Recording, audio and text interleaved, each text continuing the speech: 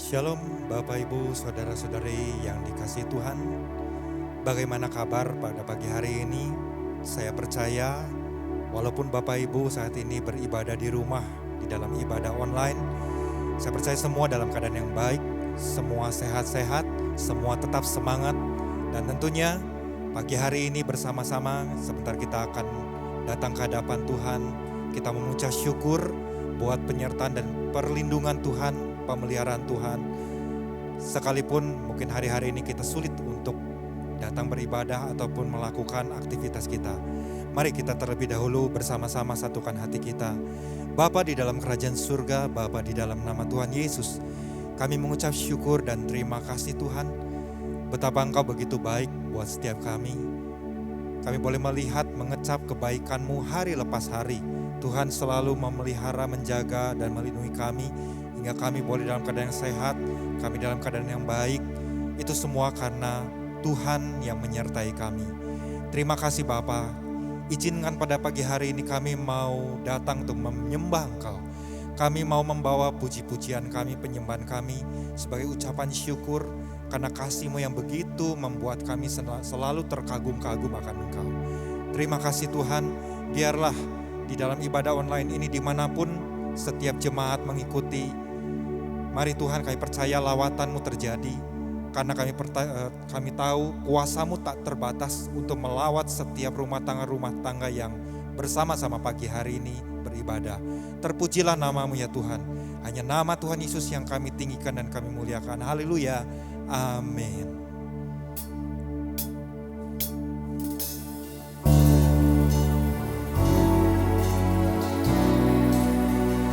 Kami naikkan syukur kami Tuhan. Terimalah persembahan pujian kami ini. Tanda bahwa kami sungguh kagum akan Engkau. Oh, kami ingin mengasihi Engkau seumur hidup kami. Haleluya.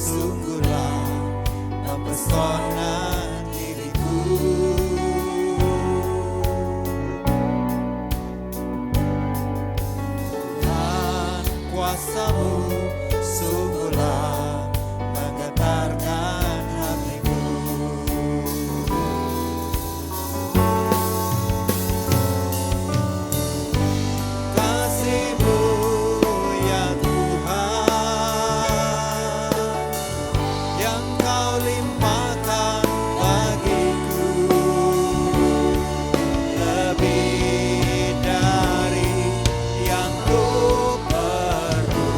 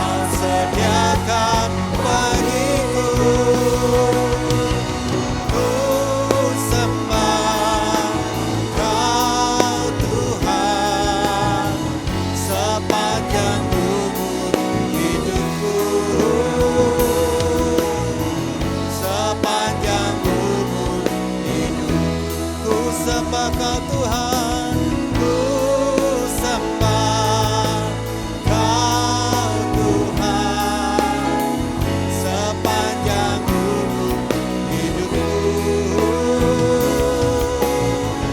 sepanjang umur hidupku.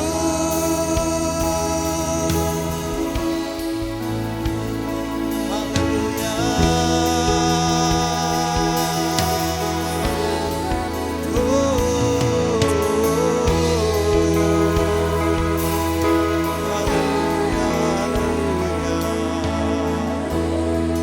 Kami sembah Engkau, kami sembah Engkau. Haleluya.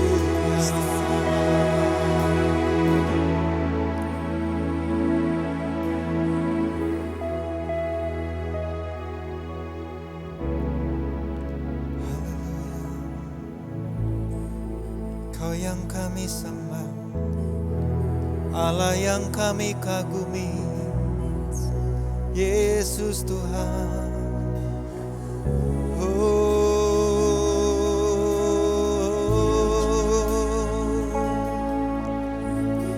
Kami aman bersamamu, selalu berjalan denganmu.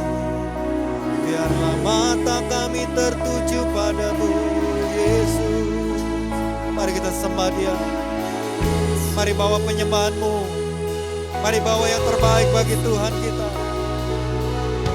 Sebab Kau hadir Tuhan. Biar Kau lawat kami saat ini.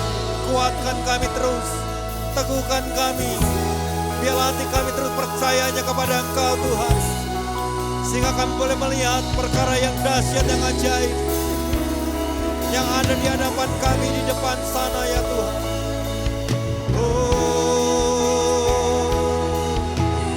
Sebab kami tahu Engkau Tuhan yang terus berperang.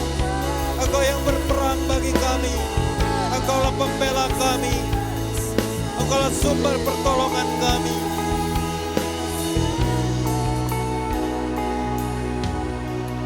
Tuhan, Kau yang berperang bagiku. Tuhan, Kau yang berperang bagiku. Bukan dengan kuatku, namun karena kasih-Mu.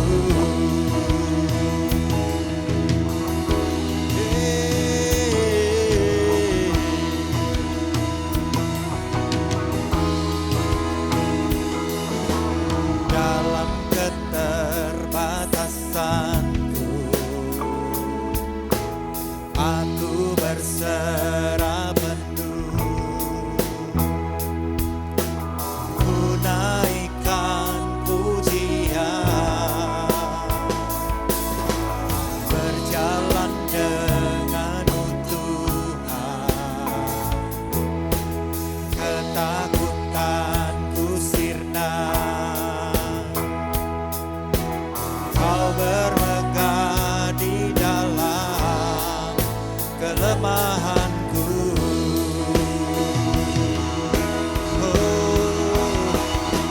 Kau gagah perkasa, Kau Raja yang membela.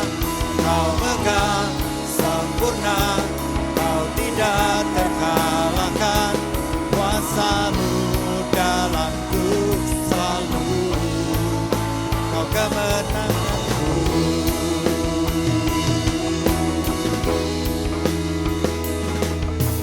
Susah-Mu tak tertandingi di surga dan di bumi. Semua janji-Mu pasti kan tergenapi.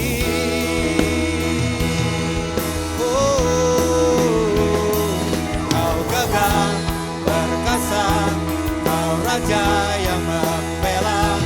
Kau megah sempurna, Kau tidak terkalahkan. Kuasa-Mu dalamku selalu, Kau kemenanganku. Kau gagah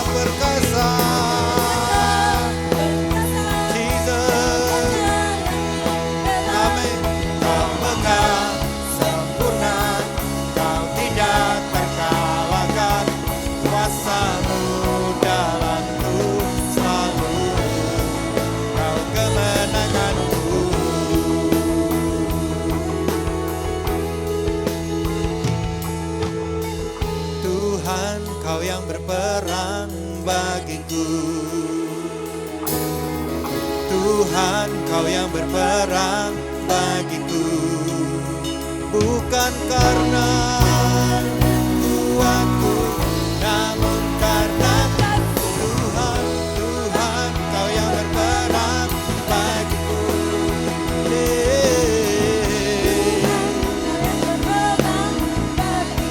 Jesus, Jesus, bukan dengan kuatku, namun karena kasih-Mu.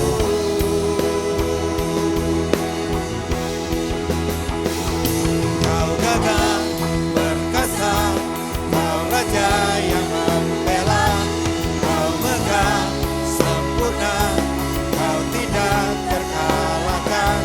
Kuasa-Mu dalamku selalu, Kau kemenanganku. Kau gagah perkasa. Haleluya. Jesus, Jesus. Kuasa-Mu dalamku selalu, Kau kemenanganku. Kuasa-Mu Tuhan, kuasa-Mu dalamku selalu, Kau kemenanganku.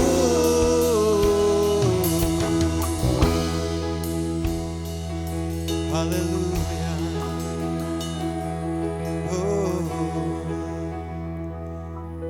Kini saatnya kami siapkan hati kami Tuhan untuk mendengar kebenaran firman-Mu. Karena kami tahu Engkau Tuhan Allah yang gagah perkasa yang menyertai kami. Dan biarlah kemenangan demi kemenangan terus Kau berikan bagi setiap kami. Ketika kami terus berjalan bersama dengan Tuhan. Terpujilah nama-Mu di dalam nama Tuhan Yesus. Haleluya. Amin. Oke, puji Tuhan, Shalom Bapak Ibu Saudara kekasih dalam Yesus. Sebelum kita memulai pemberitaan firman pada pagi hari ini, kita satukan hati kita terlebih dahulu, kita berdoa. Kami bersyukur Bapa di dalam nama Yesus. Semua karena anugerah-Mu yang begitu luar biasa buat kami. Tuhan yang selalu tolong kami, Engkaulah panglima perang kami Tuhan. Dan inilah kami prajurit-prajurit-Mu Tuhan. Di dalam setiap keadaan Tuhan selalu mampukan kami untuk melewati, karena ada Tuhan punya rencana buat kami Tuhan. Untuk kami boleh menyelesaikan segala sesuatu dengan baik. Terima kasih Tuhan. Sebentar kami akan memulai khotbah ini Tuhan. Biarlah apa yang disampaikan kami mau tangkap, kami mau pahami, dan kami mau hidupi dalam kehidupan kami. Roh Kudus pimpin kami, bantu kami mengerti apa yang kami dengar pada pagi hari ini. Di dalam nama Yesus kami mengucap syukur. Setiap kita Bapak Ibu Saudara siap dengar firman Tuhan, kita sama-sama katakan amin. Puji Tuhan. Oke Bapak Ibu Saudara jemaat yang dikasih Tuhan, saya percaya kalau kita ada pagi ini di dalam keadaan yang baik, itu semua karena anugerah Tuhan yang begitu luar biasa buat kita. Dan kita bersyukur juga untuk Tuhan yang selalu tuntun kita dengan pesan-pesannya. Nah, pesan yang Tuhan berikan buat kita untuk kita dengar pada pagi hari ini, pesan Tuhan adalah hasilkan buah di setiap kondisi. Hasilkan apa? Hasilkanlah buah di setiap kondisi. Tuhan bicara tentang buah yang harus dihasilkan oleh orang percaya di dalam setiap keadaan. Dalam setiap keadaan apapun. Bukan tanpa tujuan Tuhan memberikan pesan ini kepada kita. Bukan untuk tujuan supaya kita terlihat keren berbuah-buah di masa kesukaran. Supaya orang lihat, wow hebat sekali. Oh bukan itu tujuannya. Tetapi Tuhan mau kita paham. Mengapa buah itu harus tetap dihasilkan di dalam kondisi apapun yang dihadapi orang percaya. Ada buah yang harus tetap dihasilkan. Nah oleh sebab itu mari saya mau ajak kita buka di dalam Kejadian pasal yang ke-41 ayat 50 sampai 54. Dengan penekanan di ayat 52. Oke. Saya bacakan buat Bapak Ibu Saudara. Sebelum datang tahun kelaparan itu, lahirlah bagi Yusuf 2 orang anak laki-laki yang dilahirkan oleh Asnat, anak Potifera, imam di On. Ayat 51. Yusuf memberi nama Manasye kepada anak sulungnya itu, sebab katanya Allah telah membuat aku lupa sama sekali kepada kesukaranku dan kepada rumah bapakku. Ayat 52, dan kepada anaknya yang kedua diberinya nama Efraim, sebab katanya Allah membuat aku mendapat anak dalam negeri kesengsaraanku. Setelah lewat 7 tahun kelimpahan yang ada di tanah Mesir itu, mulailah datang 7 tahun kelaparan seperti yang telah dikatakan Yusuf dalam segala negeri. Seperti yang dikatakan Yusuf, dalam segala negeri ada kelaparan, tetapi di seluruh negeri Mesir ada roti. Nah, Bapak Ibu Saudara, penekanannya ada di ayat yang ke-52, yaitu dan kepada anaknya yang kedua diberinya nama Efraim, sebab katanya Allah membuat aku mendapat anak dalam negeri kesengsaraanku. Nah, peristiwa ini terjadi ketika Yusuf sudah mencapai usia 30 tahun. Artinya Yusuf sudah pada waktu itu sudah diangkat menjadi penguasa di Mesir. Ya, di mana ia bertanggung jawab atas seluruh hasil bahan makanan. Di mana Yusuf harus berkeliling mengumpulkan bahan makanan, kemudian seluruh bahan makanan terkumpul itu disimpan di lumbung-lumbung kota. Ini terjadi sebelum masa 7 tahun kesukaran datang. Dan sebelum masa kesukaran datang, Yusuf dikaruniai 2 anak. 2 anak laki-laki melalui seorang wanita yang di situ dikatakan anak seorang imam di On. Nah, anak yang pertama seperti yang tadi kita dengar, anak yang pertama diberi nama oleh Yusuf Manasya, yang artinya Allah membuat aku lupa sama sekali kepada kesukaranku dan kepada rumah bapakku. Dan anak yang kedua diberi nama Efraim, yang artinya Allah telah membuat aku mendapat anak di masa kesukaran, di negeri kesukaranku. Nah, arti yang kedua daripada Efraim adalah Allah telah membuat aku berbuah-buah di masa kesesakanku. Nah, Bapak Ibu Saudara, nama-nama tersebut adalah nama yang memiliki makna yang dalam. Nama yang sekaligus menggambarkan kondisi yang dilalui Yusuf sejak ia keluar dari rumah bapaknya sampai ia menjadi penguasa atas Mesir. Jadi nama-nama ini sebenarnya adalah mengungkapkan rahasia keberhasilan Yusuf sehingga ia dapat mencapai kondisi seperti yang ia capai pada waktu itu. Inilah bukti bahwa Yusuf telah membuktikan bahwa ia mampu berbuah-buah di dalam setiap keadaan yang sangat sulit sekalipun. Bapak Ibu, banyak orang menganggap bahwa yang namanya berbuah itu baru dapat dilakukan ketika mereka selesai dari pergumulan. Aku nanti berbuahnya nanti setelah aku selesai masa pergumulanku. Karena gini, pemikiran banyak orang menganggap makna berbuah-buah itu adalah menghasilkan sesuatu buat orang lain atau memberi sesuatu buat orang lain, dan seringkali dalam arti materi, sehingga banyak orang di dalam masa pergumulannya enggan untuk memikirkan bagaimana harus berbuah-buah, karena yang dipikirkan adalah bagaimana harus menghasilkan sesuatu buat orang lain. Bukan itu. Bagaimana dengan Yusuf? Yusuf pun di tengah-tengah masa kesukarannya, dia tapi mampu berbuah-buah. Artinya apa? Berarti kita harus paham apa yang disebut dengan makna berbuah. Apa yang dimaksud dengan berbuah, Bapak Ibu Saudara, kalau begitu? Nah, berbuah adalah gini, sesuatu yang dihasilkan akibat hubungan persekutuan yang baik yang dilakukan antara orang percaya dengan Tuhan. Sesuatu yang dihasilkan akibat hubungan persekutuan yang baik antara orang percaya dengan Tuhan. Di mana Tuhan seringkali digambarkan sebagai pokok anggur dan orang percaya, kita sebagai orang percaya digambarkan sebagai carang-carangnya. Carang dan pokok yang terhubung dengan baik akan menghasilkan buah yang baik yang dapat dirasakan semua orang. Ya, itu yang dikatakan makna berbuah. Jadi nggak selalu berbicara tentang kemampuan dalam membagi dalam bentuk materi, yang mungkin bisa aja itu di dalam elemen-elemen di dalamnya ada hal itu. Oleh sebab itu kita harus paham juga ya, berbuah ini berbicara tentang apa. Yang pertama gini, berdasarkan kisah Yusuf, yang namanya berbuah, yang pertama adalah gaya hidup yang memuliakan Tuhan. Jadi kalau kita mau tahu ya berbuah itu seperti apa sih Pak? Nah, yang pertama gaya hidup yang memuliakan Tuhan. Meskipun status Yusuf seorang budak yang tidak memiliki apa-apa di rumah Potifar, tetapi Potifar sangat diberkati melalui keberadaan Yusuf di rumahnya. Bahkan Potifar melihat bagaimana Yusuf disertai Tuhan.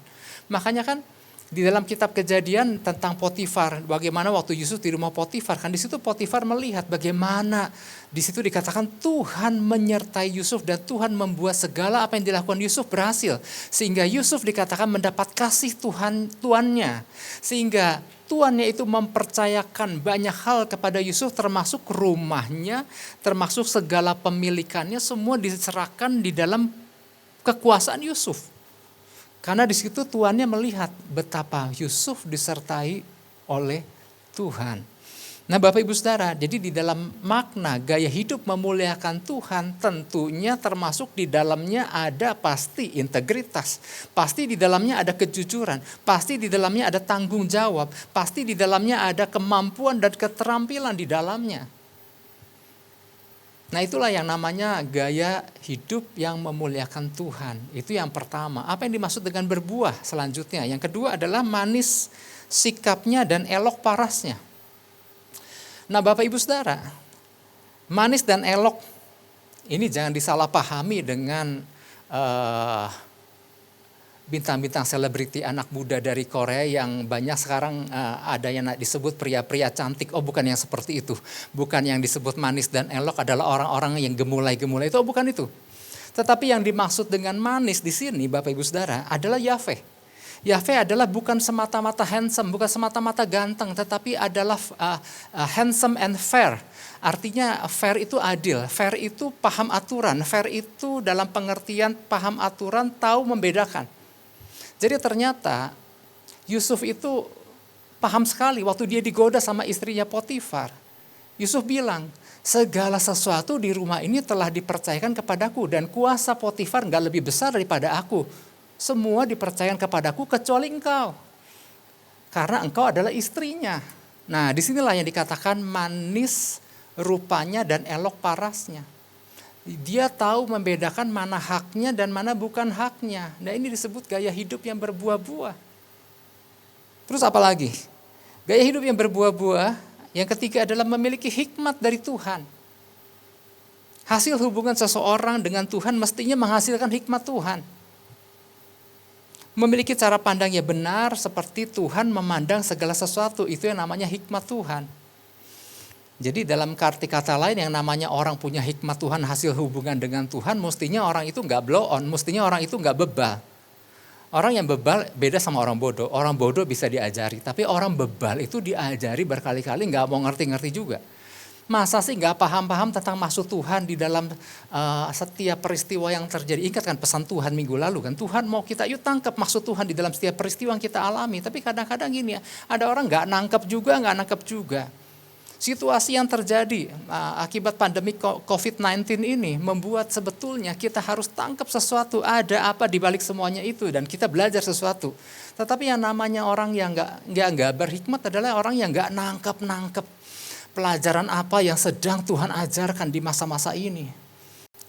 Saya membagi hikmat Tuhan menjadi minimal 2 hal. Ya, hikmat dari Tuhan. Yang pertama memiliki kemampuan menyingkapkan rahasia kerajaan sorga. Makanya kan kita melihat bagaimana Yusuf memiliki kemampuan untuk menyingkapkan arti mimpi. Pada waktu semasa dia dalam penjara kan, dia di penjara pada waktu itu bersamaan dengan juru roti dan juru minum raja yang pada waktu itu melakukan kesalahan sehingga di penjara. Nah juru roti dan juru minum mimpi. Dan dia nggak tahu maknanya dan di situ Yusuf singkapkan makna mimpi kedua juru roti dan juru minum raja itu. Dan terjadilah seperti yang disingkapkan Yusuf. Dan kemudian kita tahu setelahnya Firaun bermimpi. Dan mimpi itu tentang berbicara 7 tahun kelimpahan dan 7 tahun kekurangan. Dan itu semua dibukakan oleh Yusuf. Artinya dari mana Yusuf bisa mendapatkan kemampuan seperti itu? Hasil dia berjalan bersama Tuhan. Hasil dia terhubung dengan Tuhan. Menghasilkan hikmat untuk menyingkapkan rahasia kerajaan sorga. Nah hikmat yang kedua, saya mau katakan memiliki kemampuan untuk mengelola. Bapak Ibu Saudara, Yusuf mengelola di 7 tahun kelimpahan sebagai seorang penguasa yang diangkat oleh Firaun. Pada waktu itu Yusuf mengumpulkan seluruh hasil bahan makanan dan dikumpulkan dan disimpan di lumbung-lumbung kota sampai dikatakan di Alkitab jumlahnya seperti pasir di laut. Sampai di situ yang luar biasa orang sampai berhenti menghitungnya. Loh kenapa berhenti menghitungnya? Karena kalkulatornya udah gak nyampe. Saking banyaknya hasil bahan makanan yang dikumpulkan sama Yusuf. Dan kemudian bukan cuma mengumpulkan aja, nah ketika datang masa kelaparan, dan kelaparan itu melanda bukan hanya Mesir aja, seluruh dunia. Kemudian Yusuf mulai menjual seluruh bahan makanan yang dikumpulkan itu kepada orang Mesir dan kepada orang-orang pendatang dari seluruh penjuru bumi. Datang ke Mesir. Nah, artinya Yusuf punya kecakapan di dalam mengelola, di dalam kelimpahan, di dalam kekurangan. Kelihatannya kayak gampang kan, ngumpulkan kemudian membagi. Oh enggak, kalau orang enggak punya hikmat Tuhan, mengelola sejumlah besar itu, enggak akan mampu. Di mana orang-orang yang kelaparan dari penjuru dunia datang kepada Yusuf pada waktu itu. Bapak Ibu Saudara, penting enggak? Hikmat dari Tuhan penting. Jangankan mengelola 7 tahun kelimpahan dan kemudian menjualnya, membagikannya di dalam 7 tahun kekurangan. Kalau orang enggak punya hikmat, pemimpin-pemimpin gak punya hikmat, ngumpulkan 1 istri dan beberapa anak untuk mesbah keluarga aja gak mampu. Gak usah mengumpulkan untuk mesbah keluarga, kalau gak punya hikmat Tuhan, mimpin diri sendiri aja udah gak bisa. Bagaimana hidup tertib, hidup bersih, hidup disiplin. Kalau gak punya hikmat Tuhan, untuk ngatur diri sendiri aja gak mudah. Bukankah sering banyak kan ibu-ibu suka teriak, Pak jangan lupa odolnya ditutup lagi. Dan itu udah berlangsung udah 30 tahun.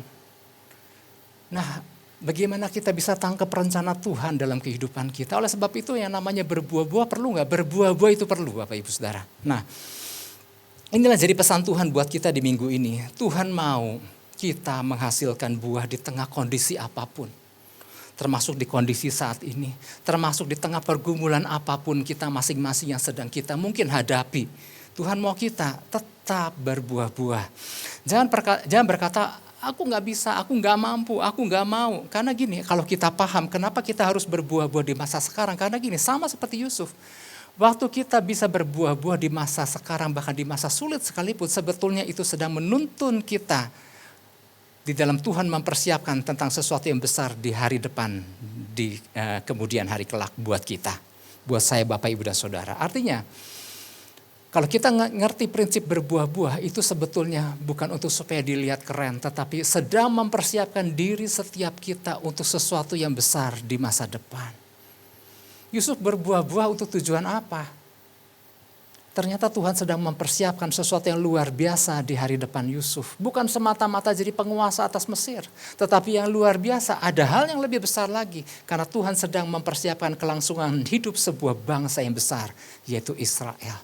Jadi ternyata persiapan Tuhan untuk nanti Israel bisa terus menjadi sebuah bangsa yang besar, nggak mati waktu kelaparan, itu harus mempersiapkan seorang yang bernama Yusuf. Dan peran Yusuf di situ, di dalam menjalaninya, dia harus tetap bisa berbuah untuk supaya bisa kelangsungan ini berjalan sampai ke tujuan akhir Tuhan. Kalau kita paham itu, Bapak Ibu Saudara, kalau kita percaya bahwa Tuhan punya rencana luar biasa, persiapan itu mulai dari sekarang dengan apa? Berbuah-buah dalam setiap keadaan. Bapak Ibu Saudara, jadi jangan kita pikir gini, Yusuf dibuang ke dalam sumur kering, dijual sebagai seorang budak belian, kemudian kerja sebagai pembantu di rumah Potifar, kemudian difitnah, dipenjara dan selanjutnya. Emangnya untuk tujuan apa itu? Dan kemudian bagaimana Yusuf bisa berbuah-buah di setiap fase-fase itu tujuan apa? Sebenarnya itu tujuan mempersiapkan Yusuf untuk sesuatu yang besar di hari-hari ke depannya. Nah, kalau kita dengar tentang rencana Tuhan, Bapak Ibu, di dalam berbagai pesan, terutama pesan-pesan terakhir, kan kita sering dengar tentang rencana Tuhan atas kehidupan kita orang percaya, Bapak Ibu Saudara. Nah, kita jangan tenang-tenang aja. Jangan merasa, oh tenang, aku sudah punya rencana Tuhan sedang berjalan dalam kehidupanku. Buktinya apa? Seringkali orang gini, orang merasa, oh karena aku sudah melayani, aku sudah punya jabatan yang baik, kehidupanku baik, semua serba tercukupi, rencana Tuhan ada dalam. Belum tentu. Yusuf, waktu ada di rumah ayahnya, Yusuf, di situ dikatakan ia dibuatkan sebuah pakaian yang berwarna-warni yang sangat indah dan mahal dari ayahnya. Dan Yusuf pakai itu dengan bangga. Yusuf hidup bahagia. Yusuf hidup tanpa masalah di sana. Apakah Yusuf sudah berjalan dalam rencana Tuhan pada waktu itu? Belum mulai. Dan itu dimulai ketika Yusuf melalui wahyu Tuhan melalui mimpi Yusuf dapat pesan Tuhan bahwa ia suatu hari kelak akan menjadi seorang penguasa. Ya, singkat secara sederhana saya jelaskan seperti itu. Dan kemudian bagaimana waktu Yusuf mulai dilempar ke dalam sumur kering oleh kakak-kakaknya. Disitulah awal rencana Tuhan dimulai dalam kehidupan Yusuf. Dan disitu bagaimana Yusuf mulai menjalaninya. Dan sampai suatu di hari di ujung sana Yusuf baru mengerti bahwa semuanya itu terjadi karena Tuhan sedang mempersiapkan. Tuhan punya rencana dahsyat dalam kehidupan Yusuf. Nah, Bapak Ibu Saudara, temukan juga hal-hal itu di dalam setiap fase demi fase kehidupan kita.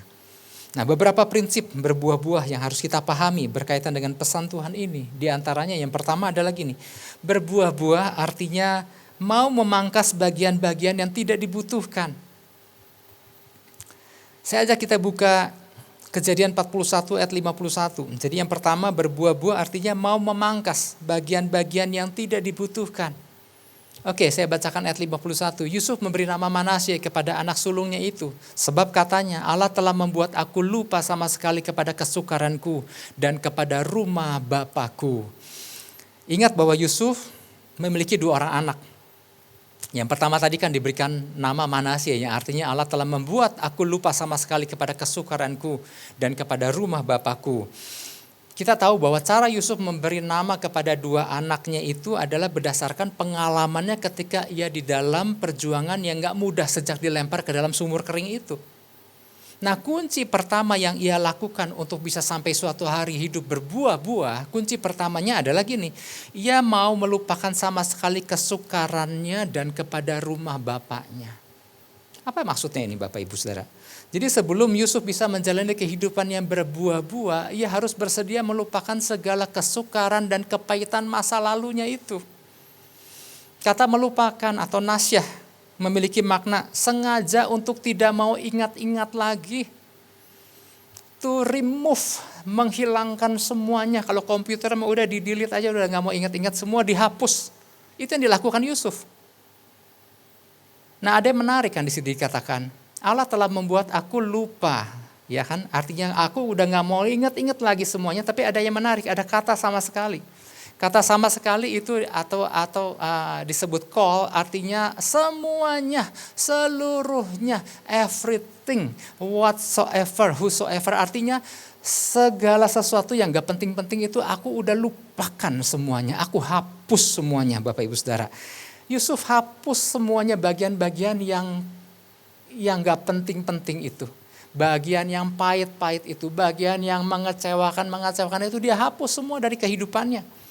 Jadi semua masa lalu buruknya dari sejak dia disuruh ya. Jadi gini, dari sejak Yakub disuruh ayahnya untuk pergi ke dekat Sikem untuk kontrol kakak-kakaknya dan kasih laporan bagaimana keadaan kakak-kakaknya yang lagi menggembalakan kambing domba.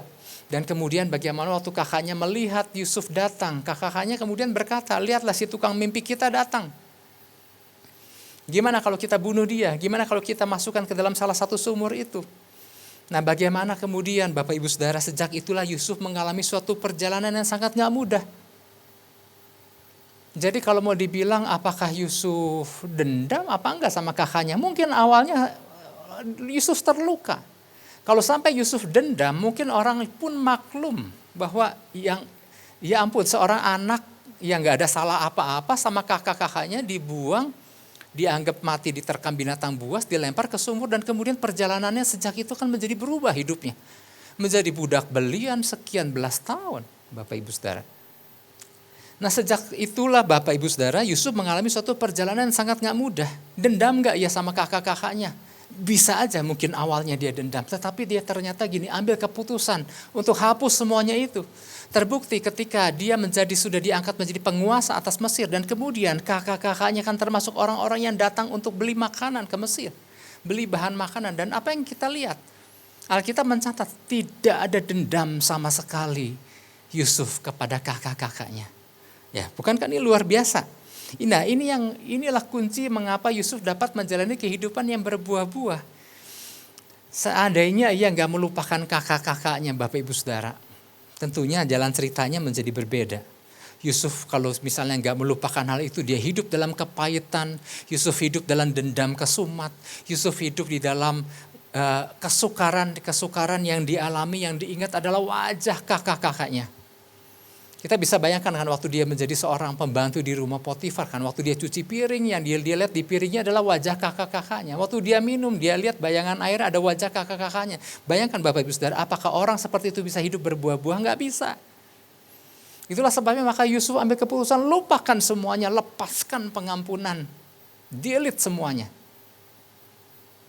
Orang yang kepahitan Bapak Ibu Saudara, hidupnya menjadi sulit untuk berbuah. Orang kepahitan dengan dengar khotbah sebaik apapun, selalu dia bilang, wah dia lagi nyindir gue dan gue satu-satunya disindir, katanya seperti itu. Orang yang kepahitan Bapak, orang bicara apapun selalu menyangka bahwa wah dia lagi ngomongin aku.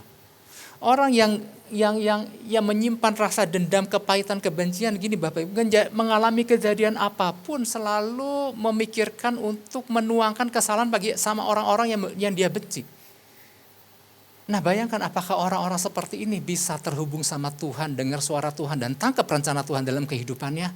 Tentunya sulit sekali. Nah itulah yang membuat Yusuf lupakan semuanya, hapus semuanya. Oleh sebab itu mari Bapak Ibu Saudara, jangan penuhi hati kita dengan segala sampah. Jangan simpan segala peristiwa buruk yang orang lain lakukan ke dalam kehidupan kita. Kalau kita memang mau tajam di dalam Tuhan, dan kita harus rela buang semua yang tidak membangun kehidupan kita. Segala orang-orang yang telah menyakiti kita, udah lupakan, lepaskan pengampunan. Kalau kita pernah diperlakukan gak adil sama orang lain, udah buang itu semua. Kalau kita pernah dikata-katai, buang semuanya itu. Mengapa kita gak memilih untuk merenungkan firman Tuhan, janji Tuhan, pesan Tuhan, rencana Tuhan dalam kehidupan kita? Bukankah yang sering kali diingat sama orang-orang percaya adalah hal-hal yang negatifnya melulu? Kenapa gak balik merenungkan rencana Tuhan yang dahsyat? Kenapa gak merenungkan firman Tuhan? Ini yang kan bisa yang bisa membangun kehidupan kita. Kalau memang kita mau produktif dan masuk ke dalam rencana Tuhan, ada satu prinsip namanya prinsip pemangkasan. Mari kita buka Yohanes 15 ayat 2. Kita harus paham ya namanya prinsip pemangkasan. Dan Yusuf tangkap prinsip itu. Ada yang mesti dipangkas kalau dia mau berbuah-buah di dalam Tuhan. Oke, Yohanes 15 ayat 2 bilang begini, setiap ranting padaku yang tidak berbuah dipotongnya, dan setiap ranting yang berbuah dibersihkannya, supaya ia lebih banyak berbuah. Nah, ini kan Yesus sendiri kan yang ajarkan. Memang sih ada ranting yang udah nggak bisa berbuah, itu dipotongnya, itu dibuangnya. Tapi Yesus melihat gini, ada ranting yang bisa berbuah. Tapi supaya bisa lebih banyak berbuah, ternyata ada langkah yang harus dilakukan, yaitu dibersihkan. Ternyata kata dibersihkan di dalam makna aslinya, kata hiro adalah to prune, adalah memangkas. Jadi ini yang dimaksud dibersihkan, ada yang harus dipangkas. Kalau orang-orang yang bergerak di dalam tanaman, Bapak Ibu Saudara, ngerti ya namanya pruning. Pruning itu harus menggunakan sebuah gunting kecil khusus untuk pohon. Dan bagian-bagian yang tidak berguna, bagian-bagian yang menghambat pembuahan itu dipotongnya, dipangkas supaya apa? Supaya bisa lebih banyak berbuah. To bear more fruits. Jadi di dalam kehidupan kita Bapak Ibu Saudara, kita harus bisa memutuskan untuk bisa memangkas bagian-bagian yang bisa menghambat pertumbuhan kita. Kita harus cakap untuk membuang hal-hal yang bisa memangkas proses pembuahan kita supaya kita bisa berbuah. Dan Yesus ambil itu. Dia lupakan semua itu. Nah itu yang pertama Bapak Ibu. Prinsip berbuah-buah yang harus kita pahami. Yang pertama adalah mau memangkas bagian-bagian yang tidak dibutuhkan. Yang kedua, berbuah-buah artinya mau membangun kedalaman bersama Tuhan. Jadi ada kedalaman yang harus dibangun bersama Tuhan sehingga munculnya buah. Itu kita bisa lihat di dalam Kejadian 41 ayat 52 yang tadi tentang Efraim. Tetapi saya mau langsung jelaskan begini, Bapak Ibu. Kalau kita pernah dengar pohon apa kira-kira yang mampu untuk tumbuh dengan baik dan kuat dan kokoh di tanah yang kering, di padang gurun, kira-kira pohon apa? tentu kita teringat dengan yang namanya pohon korma. Alkitab mencatat ternyata ada pohon korma, ada pohon aras. Makanya itu digambarkan di salah satu di Mazmur ya, bahwa orang benar adalah seperti pohon korma yang tertanam dan seperti pohon aras yang bertunas di Libanon.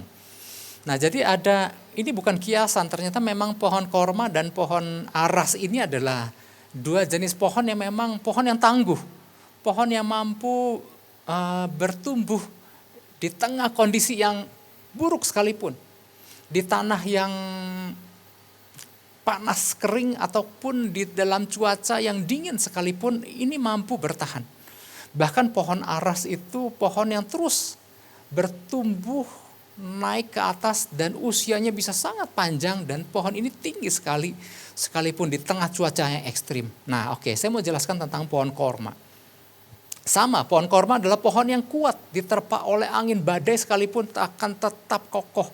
Nah yang menarik adalah gini, pohon korma ini sebelum pada waktu dia masih berupa benih, pada waktu ditanam di tanah, ternyata lama tumbuhnya, gak muncul-muncul di permukaan tanah. Ternyata apa yang dilakukan oleh si benih itu, ternyata daripada dia bertumbuh ke atas, dia memilih untuk tumbuh ke bawah. Ternyata benih pohon korma, akar-akarnya itu terus ke bawah, ngapain ke bawah? Cari sumber air. Ini berbicara tentang membangun kedalaman bersama Tuhan. Si benih itu terus, si akar itu terus masuk, terus menerobos ke dalam tanah sampai ketemu sumber air. Waktu dia ketemu sumber air, maka dia bisa menyedot itu air dan kemudian menjadi kuatlah akarnya. Ketika akar menjadi kuat, maka dia mulai tumbuh ke atas dan keluar dari permukaan tanah dan menjadi sebuah pohon korma yang tinggi. Nah pohon ini di tengah cuaca model apapun, di panas terik sekalipun, di tengah dingin sekalipun, di tengah badai sekalipun, tetap berdiri kokoh dan menghasilkan buah. Wow, ini kan bukannya sesuatu yang luar biasa Bapak Ibu Saudara.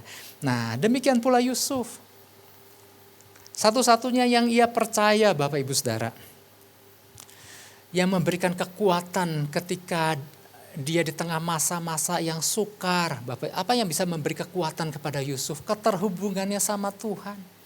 Dan kepercayaan Yusuf akan janji yang Tuhan berikan bahwa ya suatu hari kelak akan diangkat menjadi seorang penguasa. Itu yang membuat Yusuf kuat. Waktu dia dibuang ke dalam sumur, Yusuf tahu, Tuhan punya rencana buat aku. Gak selama-lamanya aku di dalam sumur.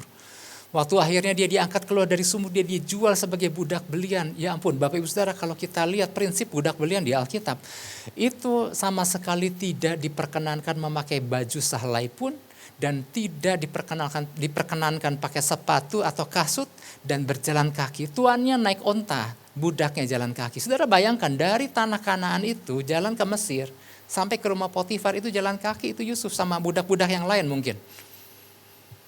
Di tengah masa kesengsaraan itu yang Yusuf ingat adalah keterhubungannya dengan Tuhan dan dia tahu Tuhan punya rencana. Kalau Tuhan punya rencana bahwa Tuhan akan bawa aku makin naik bukan turun. Itu yang menjadi penghiburan Yusuf. Kenapa Yusuf dapat bertahan? Karena dia tahu Tuhan punya rencana buat aku. Tuhan punya rencana buat aku. Dan Tuhan terus kasih kekuatan sama aku. Wow, betapa luar biasanya Bapak Ibu Saudara. Makanya mentalitas seperti inilah yang perlu dibangun oleh kita anak-anak Tuhan. Makanya di tokoh-tokoh Alkitab Bapak Ibu Saudara, kenapa Yusuf, kenapa Daud bisa bertahan di masa-masa sulit dan kemudian penggenapan demi penggenapan dari para rencana Allah tergenapi dalam kehidupan mereka, karena mereka membangun sebuah mentalitas yang luar biasa. Makanya minggu lalu Bapak Ibu Saudara saya pernah katakan perlu adanya mentalitas yang harus kita bangun. Tokoh-tokoh di Alkitab seperti Yusuf, seperti Daud, dia membangun sebuah mentalitas yang luar biasa. Itulah sebabnya penggenapan demi penggenapan rencana Tuhan digenapi dalam kehidupan mereka. Nah Bapak Ibu Saudara, bicara tentang berjalan dalam rencana Tuhan gak lepas dari yang namanya sebuah mentalitas.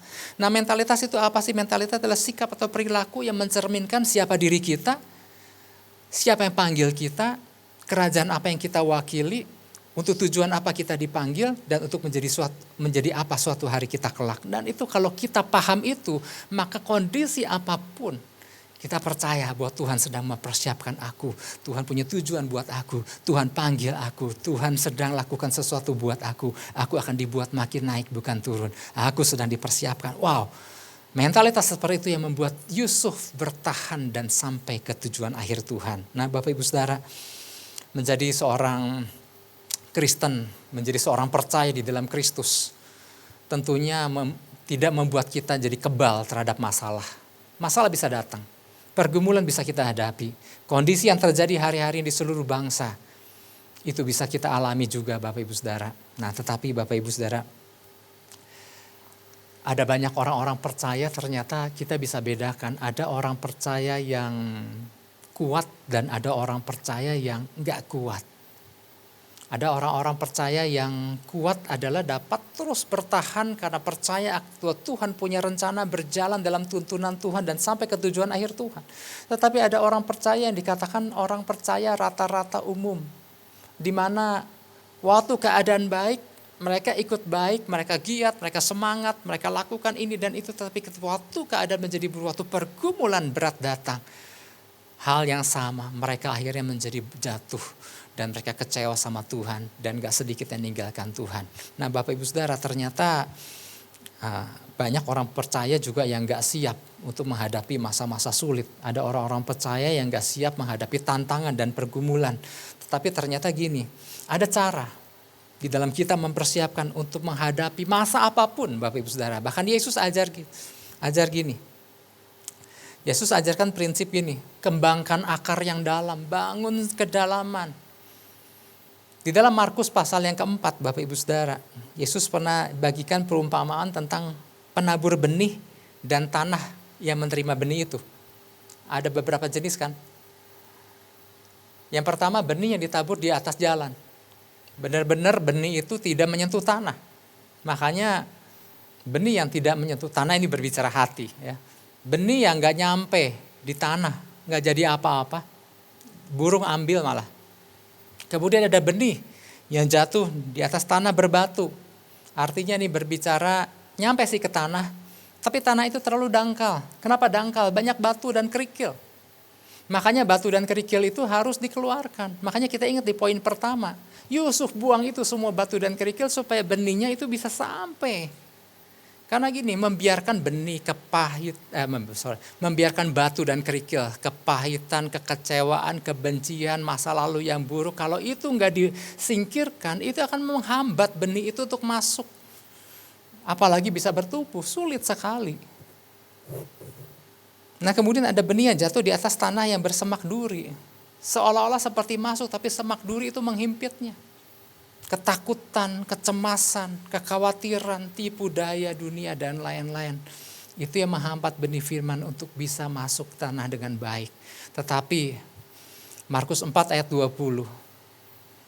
Kalau itu tanahnya baik, kalau itu tanahnya gembur, kalau batu dan kerikilnya itu udah gak ada. Waktu benih itu masuk dengan mudahnya ke dalam kedalaman tanah Bapak Ibu Saudara. Makanya di situ Yesus bilang, Markus 4 ayat 20. Dan akhirnya yang ditaburkan di tanah yang baik ialah orang yang mendengar dan menyambut firman itu lalu berbuah. Perhatikan, ialah orang yang mendengarkan dan menyambut firman itu lalu apa? Berbuah. Ada yang 30 kali lipat, ada yang 60 kali lipat, dan ada yang 100 kali lipat. Seringkali kan ayat ini di banyak hal seringkali dikutip waktu mau persembahan. Ini bukan tentang persembahan, ini tentang firman dan hati. Kalau hatinya, kalau tanahnya baik dan batu dan kerikilnya udah gak ada, maka ketika firman itu datang, firman itu dengan mudah masuk ke kedalaman hati dan kemudian baru bisa berbuah. Tinggal berbuahnya mau berapa kali, 30 kali lipat, ada yang 60 kali, ada yang 100 kali lipat, itu ada dahsyat. Ada pembuahan terjadi. Nah itulah sebabnya Bapak Ibu Saudara. Kita orang percaya, saya mau akhiri dengan kata gini. Untuk bisa berbuah-buah, mari Bapak Ibu Saudara. Kita berani untuk tanggalkan, kita mau berani untuk buang segala hal yang gak perlu. Masa-masa lalu yang buruk, segala kepahitan, segala kekecewaan sama banyak orang. Dan kemudian yuk bangun kedalaman bersama Tuhan. Bangun keterhubungan yang benar dengan Tuhan. Bangun kedalaman dengan firman Tuhan. Ini membuat waktu keadaan apapun datang menghadang atau menghampiri kita, kita mampu melewati melaluinya. Karena apa? Keterhubungan kita yang membuat Tuhan banyak ajar kita dan kita terus berjalan ke dalam rencana Tuhan. Luar biasa. Saya mau ajak sama-sama kita berdoa terlebih dahulu. Sebentar kita masuk dalam perjamuan kudus. Pastikan bahwa di rumah Bapak Ibu Saudara sudah tersedia anggur dan roti. Dan mari terlebih dahulu kita mau datang sama Tuhan, kita berdamai sama Tuhan. Bapa, di dalam nama Yesus, terima kasih Tuhan untuk pesan yang Tuhan berikan buat kami Tuhan. Kau mau kami berbuah-buah, ampuni kami. Sekiranya di dalam setiap keadaan yang kami hadapi, mungkin ada pergumulan pribadi yang sedang kami hadapi. Mungkin kondisi bangsa karena akibat pandemi COVID-19 ini membuat kami bereaksi salah. Membuat kami memutuskan untuk tidak mau bangun kedalaman dengan Engkau. Ampuni kami Tuhan. Tapi hari ini kami menangkap pesan Tuhan. Bahwa ternyata prinsip untuk tetap berbuah-buah dalam setiap keadaan adalah sebetulnya untuk membawa kami ke dalam fase demi fase sampai terus kepada penggenapan yang dahsyat di hari ke depan. Karena Tuhan punya rencana buat kami. Terima kasih Tuhan. Kami mau tangkap firman Tuhan, kami mau tangkap pesan-Mu, kami mau hidupi itu dalam kehidupan kami, mampukan kami. Terima kasih Bapa, di dalam nama Yesus kami mengucap syukur. Haleluya. Amin. Bapak Ibu Saudara, tadi kita berdamai dengan Tuhan, mari kita sekarang berdamai dengan anggota keluarga kita. Di rumah Bapak Ibu Saudara ada suami, ada istri, ada anak-anak. Mungkin ada opa-opa, ada cucu-cucu. Mari berdamai satu dengan yang lain. Mungkin selama masa-masa ini ada luka, ketersinggungan melalui perkataan dan tindakan satu dengan yang lain. Mari kita berdamai. Mari kita selesaikan semua itu sebelum kita masuk dalam perjamuan kudus. Kita lepaskan pengampunan. Yang satu, kalau memang rasa kita melakukan hal yang gak berkenan, kita katakan maaf. Saya juga sebagai gembala, mungkin lewat perkataan dan tindakan saya melukai Bapak Ibu Saudara.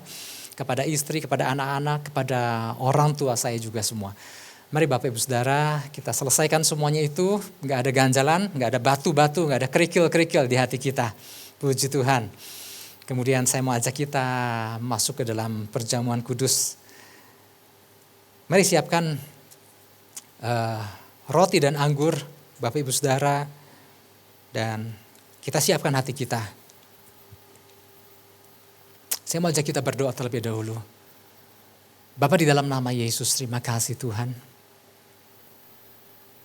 Sebentar kami masuk dalam perjamuan kudus, kami mau siapkan hati kami. Kami gak mau menyimpan segala kepahitan, kekecewaan, segala kekesalan apapun. Kami mau buang segala batu-batu dan kerikil. Kami mau menjadi satu dengan tubuh dan darah-Mu. Soalnya kami tahu waktu kami menjadi satu dengan tubuh dan darah-Mu ada kekuatan yang baru Tuhan. Bapak, terima kasih. Terima kasih Tuhan. Mari Bapak Ibu Saudara. Firman Tuhan katakan, lakukan perjamuan kudus ini untuk mengingat akan Dia. Ingat pengorbanan Yesus di atas kayu salib.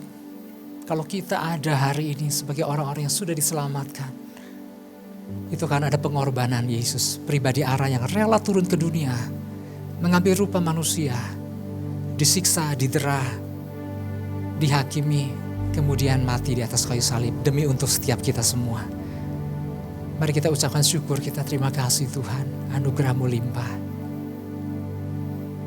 Ingat hari kematiannya, ingat hari kebangkitannya, ada kuasa kebangkitan yang Tuhan hidupkan di dalam kehidupan setiap kita. Akan hari kenaikannya dan hari kedatangannya kali yang kedua. Mari Bapak Ibu Saudara, kita angkat roti dan kita naikkan tinggi-tinggi. Sebab apa yang telah kuteruskan kepadamu telah aku terima dari Tuhan, yaitu bahwa Tuhan Yesus pada malam waktu Ia diserahkan, Ia mengambil roti. Mari kita angkat roti tinggi-tinggi. Dan sesudah itu Ia mengucap syukur atasnya. Ia memecah-mecahkannya dan berkata, inilah tubuhku yang diserahkan bagi kamu. Perbuatlah ini menjadi peringatan akan aku. Jemaat yang dikasih Tuhan, bukankah roti yang kita pecah-pecahkan adalah persekutuan dengan tubuh Kristus? Amin. Mari kita memakannya di dalam nama Yesus Kristus.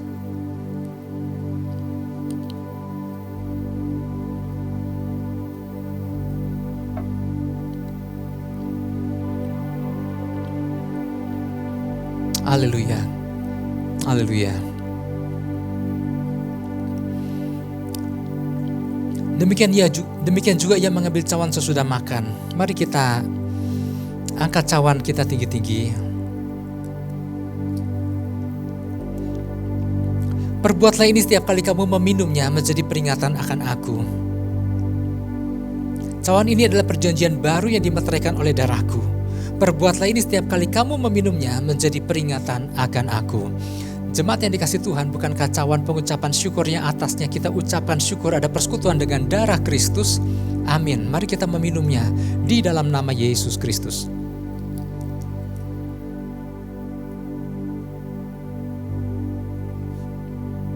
Haleluya, haleluya, haleluya. Mari kita naikkan syukur kita angkat kedua belah tangan kita. Kita berterima kasih sama Tuhan. Terima kasih anugerah berlimpah buat kami Tuhan. Terima kasih untuk perlindungan yang Kau berikan buat kami. Terima kasih untuk keadaan baik yang Kau berikan buat kami. Kami bersyukur. Kalau kami ada hari ini sebagaimana kami ada, itu semua karena anugerah-Mu yang begitu luar biasa. Terima kasih untuk pesan demi pesan yang Kau berikan buat kami Tuhan. Itu yang menjadi penuntun dalam kehidupan kami. Kami tahu Tuhan punya rencana dahsyat buat kehidupan kami. Kalaupun mungkin ada dari antara kami yang menghadapi kondisi yang gak baik hari ini. Sebab kami tahu, kami tetap percaya bahwa pertolongan Tuhan selalu ada buat kami. Kami mau terus berbuah-buah. Kami tahu Tuhan sedang bawa kami ke dalam rancangan yang dahsyat. Terima kasih Tuhan. Mari kita naikkan syukur. Terima kasih Tuhan. Terima kasih. Kami bersyukur. Terima kasih. Anugerah-Mu limpah. Haleluya, haleluya. Oh, glory. Mari kita naikkan syukur kita. Terima kasih Tuhan. Engkau Bapa yang baik. Engkau Bapa yang baik. Terima kasih. Terima kasih. Oh, glory. Haleluya. Haleluya. Ajaib perbuatan-Mu Tuhan. Terima kasih. Haleluya. Haleluya. Haleluya.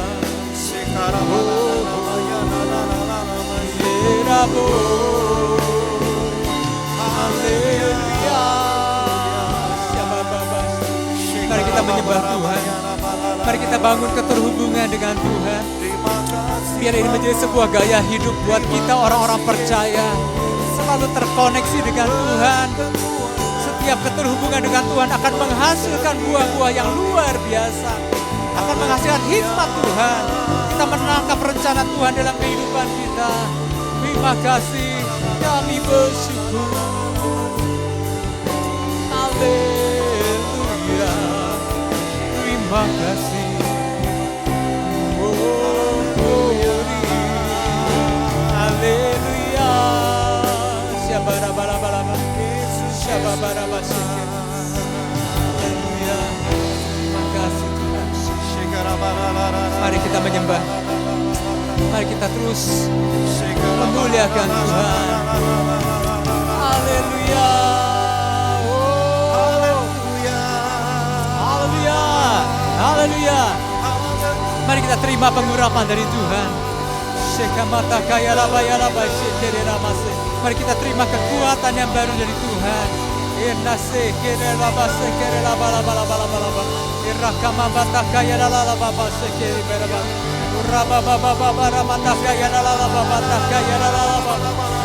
Terus masing-masing membangun keterhubungan dengan Tuhan, masing-masing memuliakan Tuhan. Haleluya, haleluya, haleluya. Oh, shabatakaya labase, irekena matakaya lalabaso korolobase. Mari terima lebih lagi. Terima kekuatan yang baru, terima kekuatan yang baru, terima kekuatan yang baru. Oh, nekere masa kere labase. Aliran-aliran air hidup, aliran-aliran air dari surga yang memberikan kesejukan, memberikan sukacita, memberikan damai sejahtera, memberikan kesegaran pada kita. Terima itu semua. Haleluya, haleluya, haleluya. Oh, glory, irama lambase. Haleluya.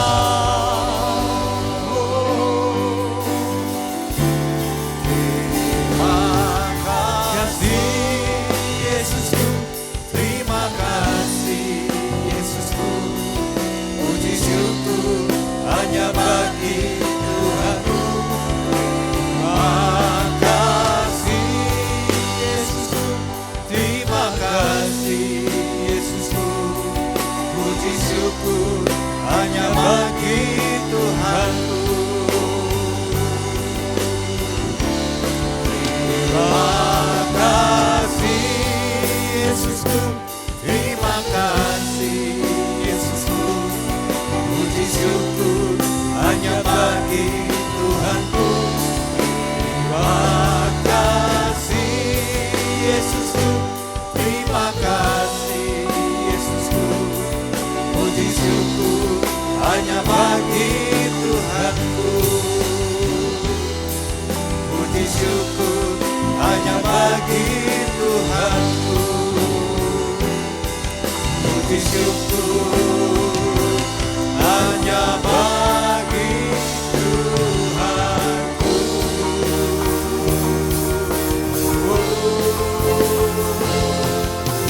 Haleluya, haleluya, haleluya.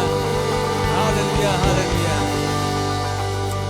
Kami bersyukur Bapa di dalam nama Yesus. Terima kasih kami menjadi satu dengan tubuh dan darah-Mu. Kami menyadari sebagai manusia kami terbatas, tapi Kau untuk kami menjadi satu dengan tubuh dan darah-Mu, maka ada kekuatan yang baru. Engkau yang memampukan kami melewati hari-hari ke depan. Kami percaya segala tantangan pergumulan yang kehadapi, Tuhan menyertai kami dan Tuhan memberikan kami kemenangan. Berkati seluruh rumah tangga demi rumah tangga daripada jemaat-Mu Tuhan. Berkati seluruh usaha dan pekerjaan. Berkati kondisi apapun yang kami hadapi Tuhan. Sebab kami tahu Tuhan punya rencana dahsyat buat kami dan memberikan kami. Membawa kami dari kemenangan kepada kemenangan. Iman kepada iman. Kasih anugerah kepada kasih anugerah. Kekuatan kepada kekuatan. Terima kasih Bapa. Segala pujian, hormat, kuasa, kemuliaan hanya bagi Yesus Kristus. Oke jemaat yang dikasih Tuhan, kita mau akhiri ibadah pada pagi hari ini. Saya ajak kita angkat kedua belah tangan kita, arahkan hati kita dan senantiasa terhubung dengan Yesus. Mari Bapak Ibu Saudara, terimalah berkat damai dan sejahtera daripada Allah Bapa, kasih karunia daripada Tuhan Yesus Kristus, dan persekutuan Roh Kudus yang indah dan manis menyertai setiap kita semua. Mulai daripada pagi hari yang indah ini sampai hari Maranatha, Tuhan Yesus menjemput setiap kita di awan-awan yang permai. Setiap kita yang percaya menerima, kita sama-sama katakan amin. Tuhan Yesus memberkati. Shalom jemaat Tuhan, saya percaya kita sudah diberkati melalui pemberitaan firman Tuhan yang baru saja kita dengar pada hari ini. Dan sekarang saya akan membacakan kegiatan seputar RDMB untuk selama seminggu ke depan. Pada hari Selasa sampai dengan Jumat ada 2 pagi yang dapat dilakukan secara streaming aplikasi Zoom atau melihat tayangannya melalui YouTube pada pukul 8 pagi. Lalu pada hari Rabu pukul 7 malam, komsel akan dilakukan masing-masing secara online melalui aplikasi Zoom. Untuk Komsel Youth akan dimulai pada pukul 7.30 malam dan akan menggunakan aplikasi Google Hangouts. Lalu pada hari Minggu akan ada ibadah raya dan sementara ini masih dilakukan secara streaming pada pukul 9 pagi. Lalu setelah ibadah raya Minggu selesai, jangan kemana-mana dulu, ajaklah anak-anak Anda untuk mengikuti ibadah sekolah Minggu RDMB Junior yang diadakan pada pukul 10 pagi. Nah demikianlah pengumuman untuk selama sepekan ke depan. Stay healthy, stay anointed, stay strong, dan stay safe. Halo semuanya. Nah, walaupun sementara ini ibadah akan dilakukan online, kita tetap bisa memberikan persembahan loh untuk gereja kita. Caranya gimana sih? Kita tinggal buka aplikasi-aplikasi e-money yang ada di handphone kita. Seperti GoPay, OVO, Dana, atau bahkan bisa juga lewat BCA m-Banking. Caranya, kalian tinggal buka aplikasi tersebut, kemudian scan QR code di sini. Nah, nanti setelah kalian scan QR code di sini, nanti akan keluar tulisan GBI Pastor. Nah, setelah keluar tulisan tersebut, kalian tinggal masukkan nominal persembahan yang kalian ingin berikan, kemudian kirim deh. Simple banget kan? Nah, kalau kalian gak mau scan QR code, bisa juga transfer BCA ke nomor rekening di bawah ini. Nah, gitu deh caranya. Selamat memberi, Tuhan Yesus memberkati.